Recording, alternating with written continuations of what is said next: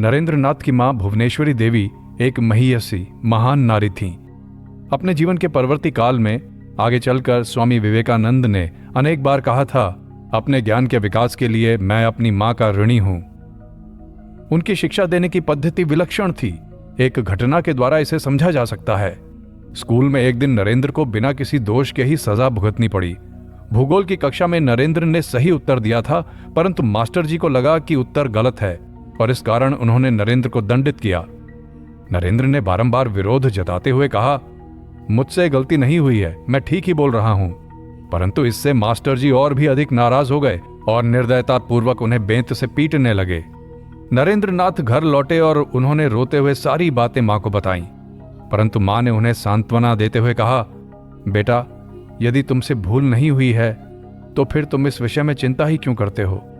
फल चाहे जो भी हो, सभी अवस्थाओं में सर्वदा सत्य को पकड़े रहना।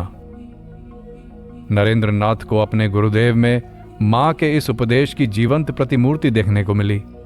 श्री रामकृष्ण देव कहते, हर अवस्था में सत्य का पालन करना चाहिए। इस कलयुग में यदि कोई सत्य को पकड़े रहता है तो वह निश्चय ही ईश्वर का दर्शन पालेगा। श्री रामकृष्ण जो कुछ कहते वही उनके आचरण में भी दिख पड़ता था। स्वामी जी ने अपनी मां तथा बाद में अपने गुरुदेव में सत्य के प्रति जो अटल निष्ठा देखी, उसे उन्होंने अपने जीवन की प्रत्येक क्रिया में प्रकट किया।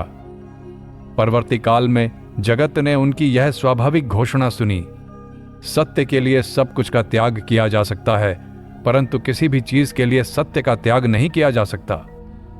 एक बार उनकी मां ने सलाह दी, आजीवन पवित्र रहो, अपनी मर्यादा की रक्षा करो और दूसरों को सम्मान प्रदान करो। खूब शांत रहना, परंतु आवश्यक होने पर दृढ़ता दिखाने में भी संकोच मत करना। इस सदुपदेश ने नरेंद्र के चरित्र गठन में बड़ी सहायता की। उन्हें अपने बचपन से ही ज्ञात हो गया था कि अपने स्वाभिमान की कैसे रक्षा की जाए।